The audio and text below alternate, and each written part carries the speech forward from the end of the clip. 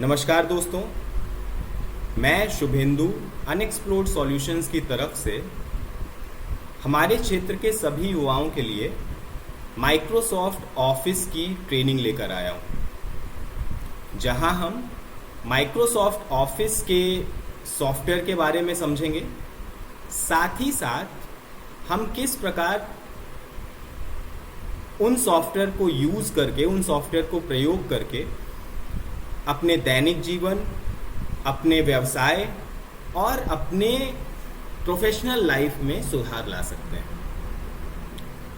तो आज की क्लास की शुरुआत हम करते हैं सबसे पहले ये समझने से कि माइक्रोसॉफ्ट ऑफिस होता क्या है।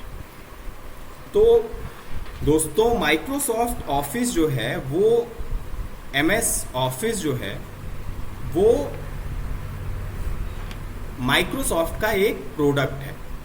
और ये जो माइक्रोसॉफ्ट का प्रोडक्ट है, ये प्रोडक्ट ऑफिस के अलग अलग प्रकार के ऑफिसेज में जितने भी प्रकार के काम किए जाते हैं उन सभी कामों को डिजिटल फॉर्म में करने के काम आता है या करने में मदद करता है। हम यदि बात करें कि ऑफिस में किस प्रकार के काम होते हैं, तो हम पाएंगे, यदि हम गौर से देखें तो ऑफिस का जो मेन काम होता है वो होता है डॉक्यूमेंटेशन। और डॉक्यूमेंटेशन के लिए अलग अलग प्रकार के डॉक्यूमेंट्स बनाए जाते हैं। जैसे यदि मैं बात करूं तो एप्लीकेशंस, लेटर, एफिडेविट, ये अलग अलग प्रकार के डॉक्यूमेंट हैं। इसके अलावा अलग अलग विभिन्न प्रकार की टेबल्स, कैलकुलेशन के लिए फिनेंशियल टेबल, कई जगह पे इमेजेस भी लगाई जाती हैं। जब आपका कभी इंश्योरेंस वगैरह क्लेम करना होता है तो वहाँ पे आपसे वीडियो भी मांगते हैं। तो ये अलग अलग प्रकार के डॉक्यूमेंटेशन के तरीके होते हैं। अब हम बात कर रहे हैं डिजिटल की, तो डिजिटल में भी काम नहीं बदला है। मतलब आप ये समझिएगा कि ऑफिस का जो तरीका है, काम करने का तरीका है, वो बदला है, ना कि जो उसके अंदर काम किए जा रहे थे वो। मतलब पहले जो सारे काम पेपर पे होते थे, वही सारे काम आज की डेट में कंप्यूटर पे होने लगे हैं। और कंप्यूटर में होते हैं, किस प्रकार से होते हैं, तो उसको करने के लिए माइक्रोसॉफ्ट ऑफिस आपका काम आता है। अब माइक्रोसॉफ्ट ऑफिस है क्या? माइक्रोसॉफ्ट ऑफिस अलग अलग प्रकार के सॉफ्टवेयर का एक पैकेज है जो हमको विभिन्न प्रकार के डॉक्यूमेंटेशन के काम करने में मदद करता है। अब यदि मैं एग्जांपल के लिए लूं तो माइक्रोसॉफ्ट ऑफिस का जो पहला प्रोडक्ट है और सबसे बेसिक प्रोडक्ट है वो है माइक्रोसॉफ्ट वर्ड। दूसरा जो प्रोडक्ट है वो है माइक्रोसॉफ्ट एक्सेल। तीसरा जो प्रोडक्ट है वो है माइक्रोसॉफ्ट पावर पॉइंट। इसके अलावा और भी कई सारे सॉफ्टवेयर हैं, जैसे MS एक्सेस, फिर आपका हो गया MS आउटलुक और वगैरह वगैरह। माइक्रोसॉफ्ट के बहुत ढेर सारे सॉफ्टवेयर। लेकिन फिलहाल हम ये जो ट्रेनिंग प्रदान कर रहे हैं उसमें हम माइक्रोसॉफ्ट वर्ड, एक्सेल और पावर पॉइंट को कवर करेंगे। और आज की इस क्लास का जो मेन टॉपिक होगा वो होगा माइक्रोसॉफ्ट वर्ड। हम माइक्रोसॉफ्ट वर्ड को आज समझना शुरू करेंगे और धीरे धीरे माइक्रोसॉफ्ट में काम करना सीखेंगे। और उसके बाद समय समय पे उसके बाद हम माइक्रोसॉफ्ट एक्सेल पे भी चलेंगे और फिर माइक्रोसॉफ्ट पावर पॉइंट पे भी चलेंगे। तो थोड़ा सा उससे पहले ये समझ लेते हैं कि Microsoft Word, Excel, PowerPoint ये किन कामों में आता है। तो यदि माइक्रोसॉफ्ट वर्ड की बात करें तो वर्ड का मतलब होता है शब्द, और कोई भी शब्द है वो लेटर्स से मिलके बनता है, वो विभिन्न प्रकार के अक्षरों से मिलके बनता है, चाहे वो किसी भी लैंग्वेज में हो। यदि हिंदी में है तो राम किस प्रकार लिखा जाएगा वो भी शब्द है, यदि इंग्लिश में है रहीम, तो वो RAHIM लिखा जाएगा, वो भी शब्द है, वो इंग्लिश का शब्द है, और राम जो है वो हिंदी का शब्द है। तो वर्ड में हम किसी भी प्रकार के टेक्स्ट से संबंधित जो भी डॉक्यूमेंट होते हैं जिनमें टेक्स्ट की मात्रा ज़्यादा होती है, वो सारी चीज़ें हम वर्ड में करते हैं। जैसे यदि मैं ये इनकी बात करूं तो ये एप्लीकेशन है, लेटर है, एफिडेविट बनवाना है, ये सारे काम हम सीधे तौर पे माइक्रोसॉफ्ट वर्ड के साथ बहुत आसानी से डिजिटल फॉर्म में कर सकते हैं। इसके बाद आता है माइक्रोसॉफ्ट एक्सेल। माइक्रोसॉफ्ट एक्सेल जो है ये हमारा, इसका जो मेन काम है वो है नंबर के लिए, नंबर की कैलकुलेशन करना। मतलब जहाँ पे न्यूमेरिकल डेटा आपका है वहाँ पे हम माइक्रोसॉफ्ट एक्सेल का प्रयोग करके विभिन्न प्रकार की डेटा एनालिसिस और वहाँ से इंटरप्रिटेशन निकाल सकते हैं। इसके बाद आता है आपका Microsoft power point. Microsoft power point जो है वो प्रेजेंटेशन देने के काम आता है, जो सीनियर लोग जो होते हैं वो प्रयोग करते हैं। प्रेजेंटेशन का काम होता है कम शब्दों में ज़्यादा चीज़ों को बताना। किसी भी प्रकार की कोई प्रोजेक्ट यदि कोई प्रोजेक्ट चल रहा है किसी ऑर्गेनाइजेशन में और प्रोजेक्ट कंप्लीट हो चुका है, तो उसके बारे में एक इंफॉर्मेशन देना, एक ऐसा डॉक्यूमेंट बनाना, छोटा डॉक्यूमेंट बनाना जो सीनियर टीम या सीनियर मैनेजमेंट के साथ डिस्कस की जा सके। तो वो सारे काम जो होते हैं वो प्रेजेंटेशन के होते हैं, और वो सारे काम हम करते हैं माइक्रोसॉफ्ट पावर पॉइंट की मदद से। हम धीरे धीरे वर्ड, एक्सेल और पावर पॉइंट तीनों के बारे में सीखेंगे और बहुत अच्छे से सीखेंगे। लेकिन आज फिलहाल जो हमारा टॉपिक है वो है माइक्रोसॉफ्ट वर्ड। तो अब हम चलते हैं माइक्रोसॉफ्ट वर्ड की तरफ और समझते हैं कि माइक्रोसॉफ्ट वर्ड में कौन कौन सी चीज़ें होती हैं, किस प्रकार से सॉफ्टवेयर दिखाई देता है, किस प्रकार से हम इसमें काम करते हैं, और इनके अलग अलग ऑप्शंस कौन से हैं।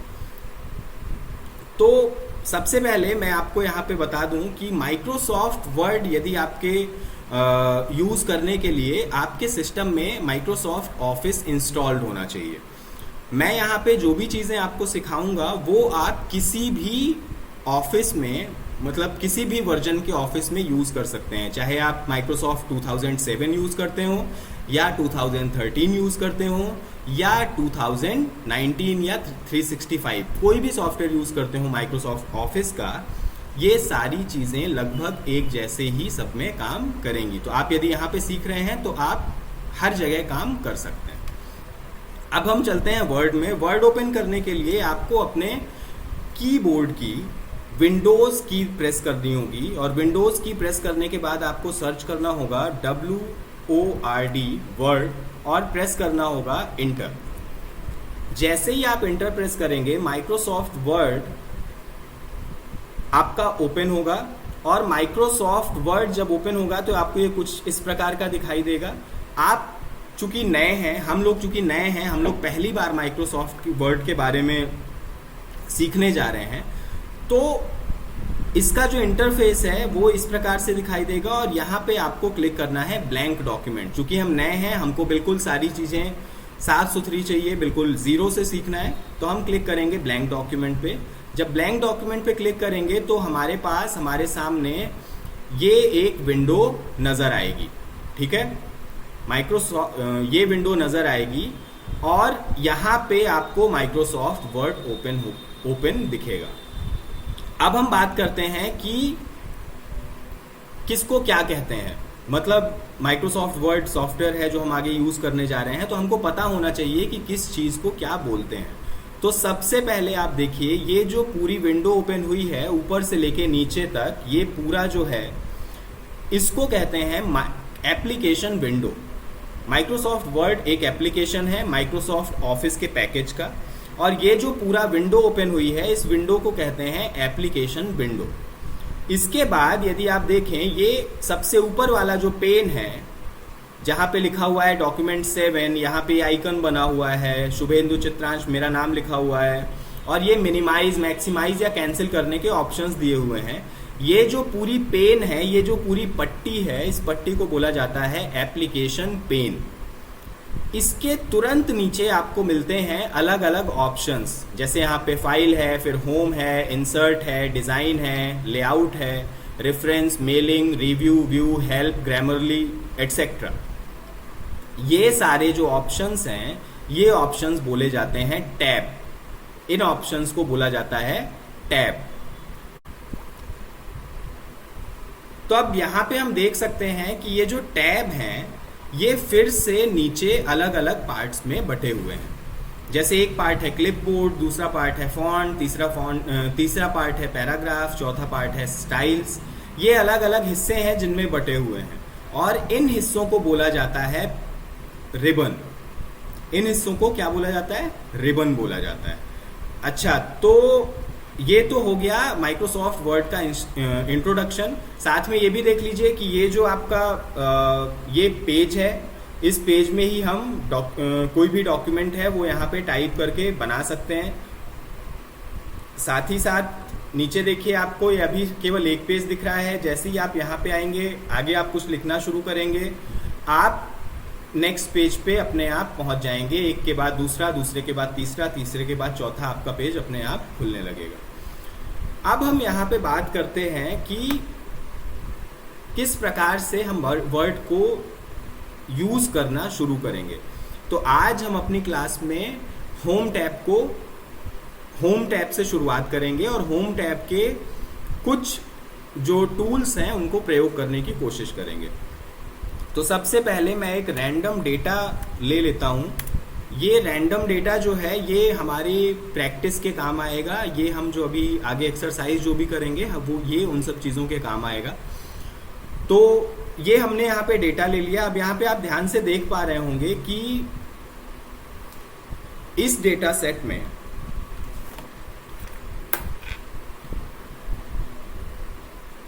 ये पूरा डेटा है और अभी फिलहाल हम सबसे पहले, चूंकि पहला जो हमारा रिबन है वो है क्लिपबोर्ड और हम होम टैब की बात कर रहे हैं, ठीक है। अच्छा, होम टैब से पहले मैं एक चीज़ आपको और बताना चाहता हूँ कि हमने ये जो फाइल खोली है, जब भी आप माइक्रोसॉफ्ट वर्ड या माइक्रोसॉफ्ट ऑफिस का कोई भी डॉक्यूमेंट क्रिएट करना शुरू करते हैं तो आपकी पहली रिस्पॉन्सिबिलिटी होनी चाहिए कि आप उस फाइल को सेव ज़रूर करें। क्योंकि यदि आप उस फाइल को सेव नहीं करते हैं और पावर फ्लक्चुएशन या किसी रीज़न से पावर कट हो जाती है और आपका सिस्टम बंद हो जाता है, तो यदि आपने फाइल सेव नहीं की है तो चांसेस हैं कि आपकी फाइल डिलीट हो जाए और आप उसको किसी भी प्रकार से रिकवर ना कर पाएँ। तो पहला काम हम यहाँ पे सेव करना सीख लेते हैं। फाइल में गए, फाइल में जाने के बाद हमें प्रेस करना है सेव पे। सेव पे हम तब क्लिक करेंगे जब हम किसी भी डॉक्यूमेंट को पहली बार सेव कर रहे हैं। तो पहली बार सेव करने के लिए हम क्लिक करेंगे सेव पे। ये आपसे ऑप्शन पूछेगा कि आप कहाँ पे सेव करना चाहते हैं। तो आप जाएंगे ब्राउज बटन पे क्लिक करेंगे। ब्राउज बटन पे जब क्लिक करेंगे तो आपका एक ये ऐसी विंडो खुलेगी जहाँ पे आप सेलेक्ट कर सकते हैं कि आप कहाँ पे डॉक्यूमेंट को सेव करना चाहते हैं। यहाँ पे फिलहाल मैं डॉक्यूमेंट्स नाम के फोल्डर में एक नया फोल्डर बनाता हूं और इस नए फोल्डर का नाम मैं दे देता हूं MS वर्ड क्लास 1 और इसके अंदर जाके यहां पे फिर से इसका नाम दे देता हूं। इस फाइल को एक नाम दे देता हूं और इस फाइल का मैं नाम लिखता हूं प्रैक्टिस सेट 1 और इंटर प्रेस करता हूं। जैसे ही मैंने इंटर प्रेस किया, आप यहाँ पे ध्यान से देख सकते हैं कि ऊपर फाइल का जो नाम है वो चेंज हो गया है। पहले यहाँ पे डॉक्यूमेंट 1 लिखा हुआ था, अब यहाँ पे आ रहा है प्रैक्टिस सेट 1। प्रैक्टिस की स्पेलिंग थोड़ी मिस्टेक है तो पर्डन मी फॉर दैट, उसके लिए मुझे माफ़ कीजिएगा। और अब हम आगे बढ़ते हैं। तो हमने फाइल अपनी सेव कर ली। फाइल सेव करने के बाद अब हम अपना काम शुरू कर सकते हैं। यहाँ पे हम होम टैब में आते हैं। होम टैब में जो पहली चीज़ है वो है क्लिपबोर्ड। लेकिन आप यदि ध्यान से देखें तो क्लिपबोर्ड का कट और कॉपी अभी हाईलाइटेड नहीं है। इसका मतलब है कि हम अभी कट और कॉपी जो ऑप्शन है इसको प्रयोग में नहीं ला सकते, इसको यूज़ नहीं कर सकते। अच्छा, ऐसा है क्यों? ऐसा इसलिए है क्योंकि कट का मतलब होता है कि किसी एक चीज़ को एक जगह से उठा के दूसरी जगह पे रखना। और कॉपी का मतलब होता है किसी एक चीज को कॉपी करना और बिल्कुल उसका हूबहू दूसरी जगह पे ले जाके पेस्ट करना या रखना। मतलब कॉपी के केस में हम एक चीज को कॉपी करेंगे, उसका फोटोकॉपी जैसे बिल्कुल फोटोकॉपी के जैसा उसको उसका जो एक प्रति है, उसका जो एक रूप है वो हम दूसरी जगह पे लेके जाएंगे, और जब हम कट करेंगे तो हम उस चीज को एक जगह से हटा देंगे और वहां से हटा के हम दूसरी जगह पे लिखेंगे।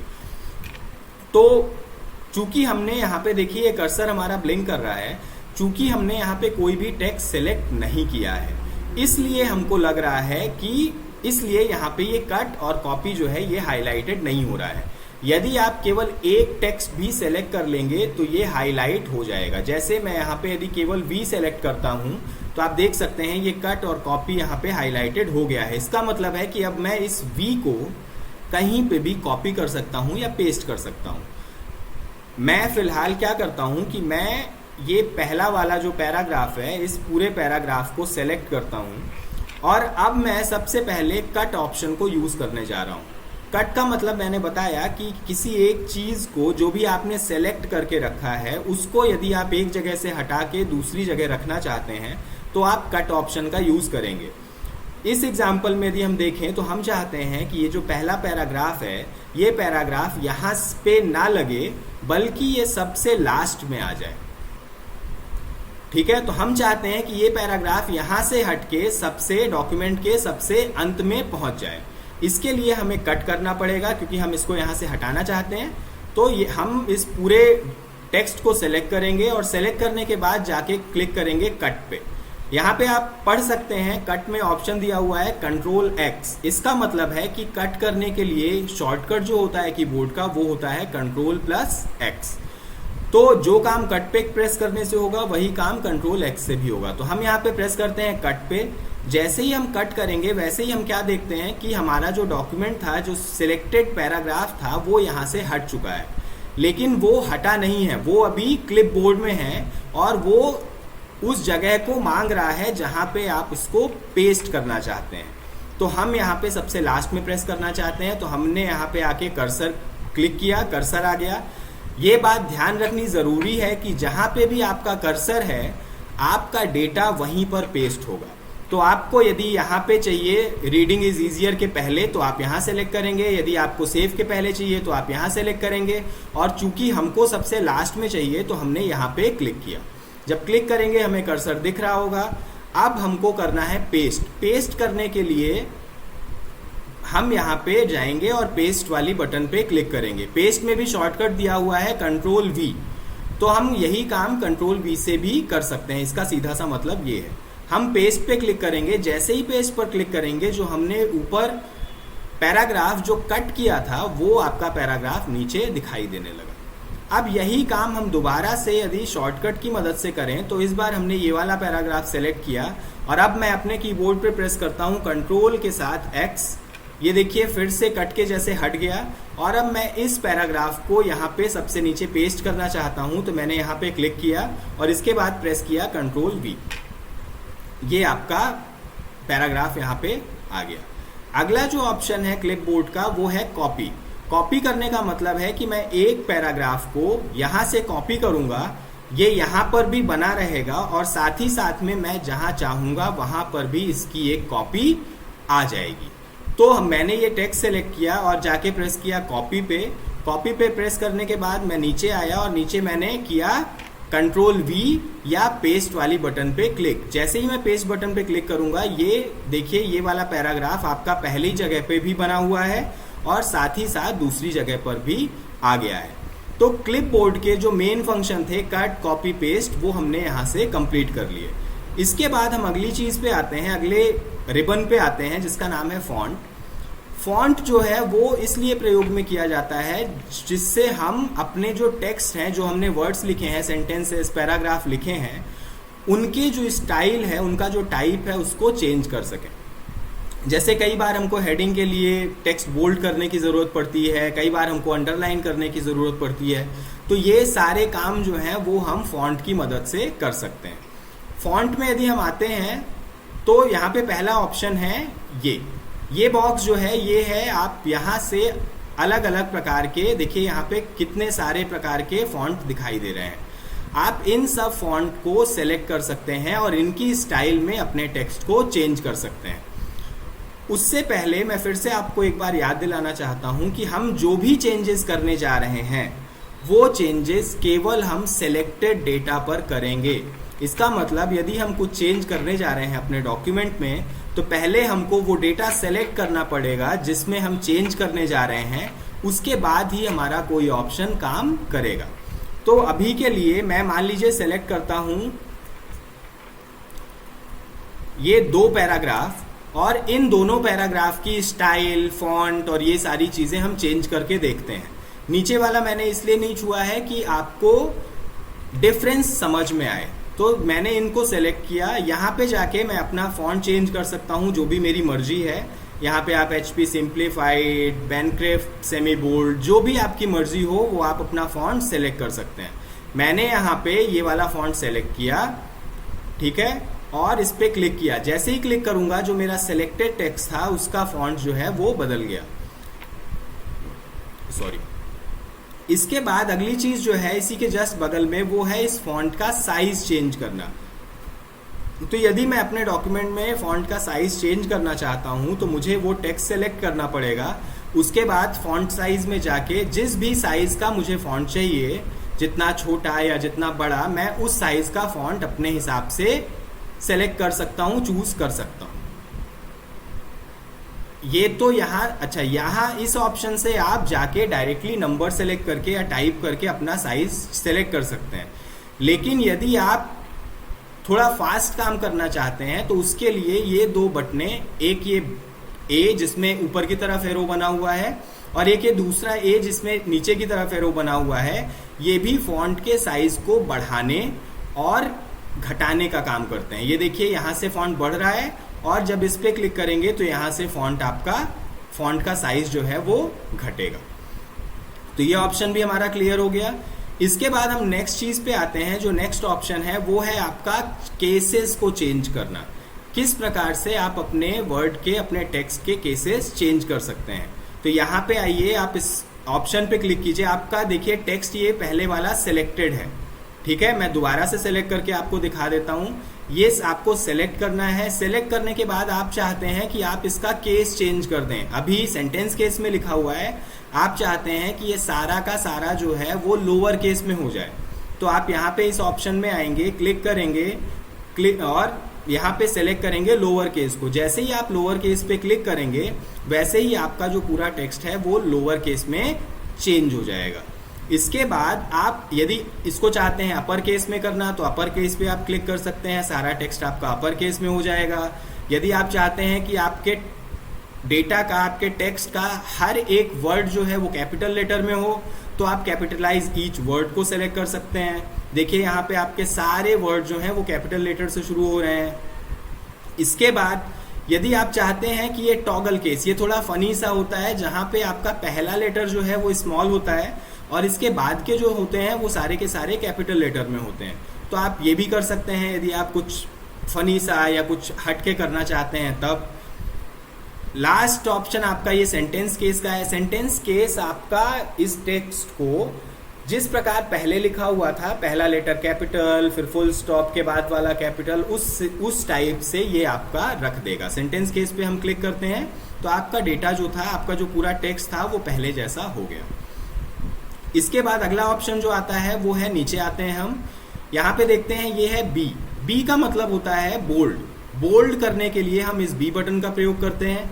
इसके बाद ये है आई। आई का मतलब होता है इटैलिसाइज। इटैलिसाइज का मतलब होता है तिरछा करना, और जब हमें टेक्स्ट को तिरछा करना है तो हम आई का यूज करते हैं। और यू का मतलब होता है अंडरलाइन। जब हमें अंडरलाइन लगानी है किसी टेक्स्ट में तो हम यू का यूज करते हैं।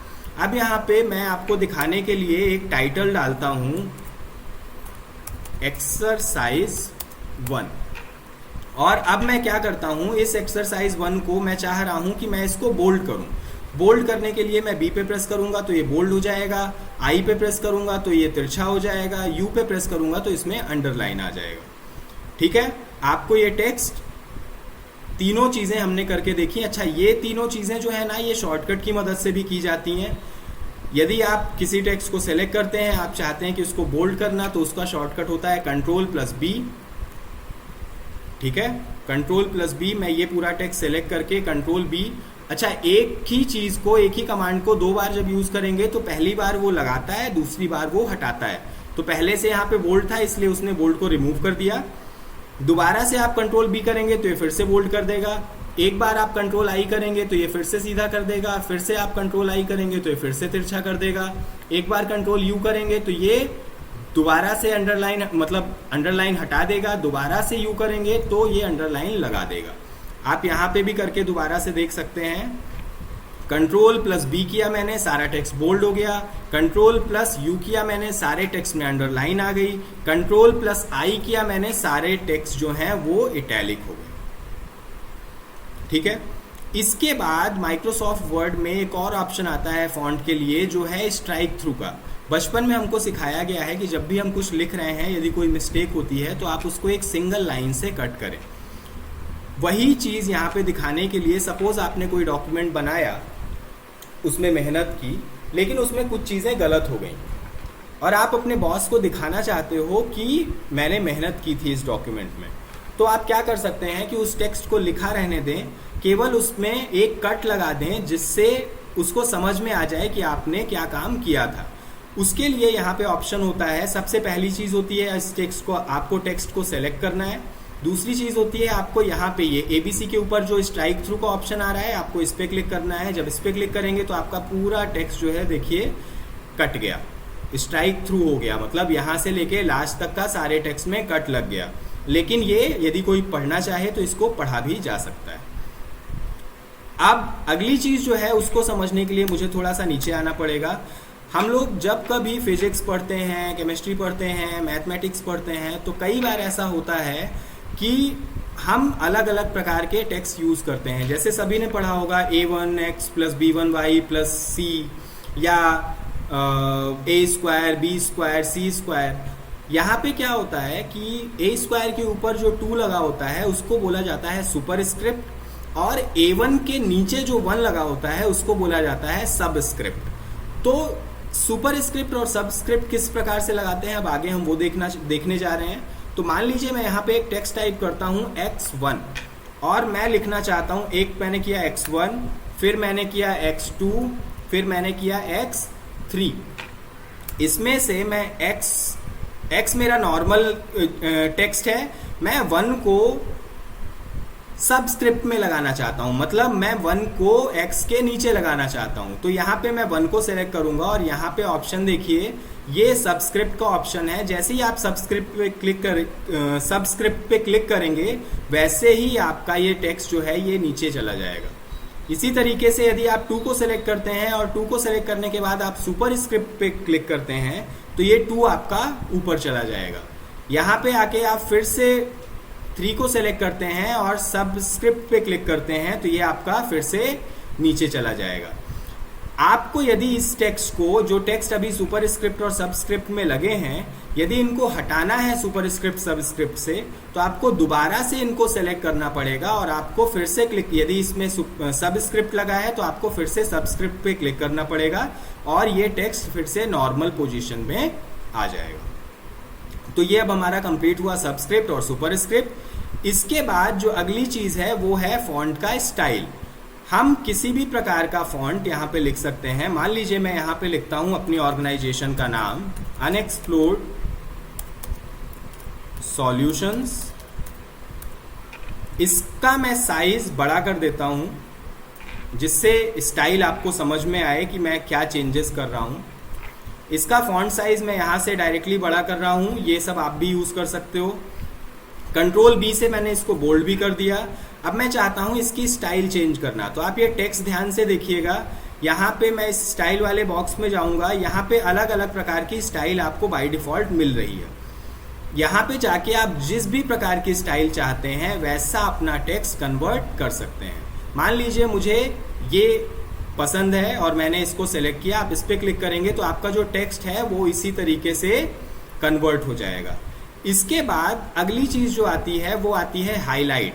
जब भी हम किसी डॉक्यूमेंट में काम करते हैं तो कई बार हमको उस डॉक्यूमेंट को हाईलाइट करने की ज़रूरत पड़ती है। जब हम पेन पेपर पे भी काम करते हैं तो कई बार हम चीज़ों को याद रखने के लिए पेंसिल से मार्क करते हैं, तो वो सहूलियत हमको माइक्रोसॉफ्ट वर्ड भी देता है।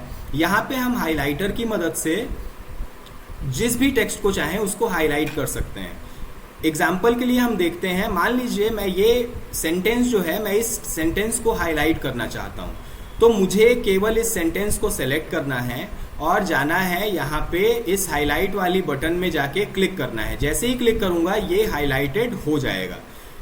इसके साथ ही साथ ये देखिए आपका जो कर्सर है वो अब बदल गया है। अब आप हाईलाइट किसी भी टेक्स्ट को हाईलाइट कर सकते हैं।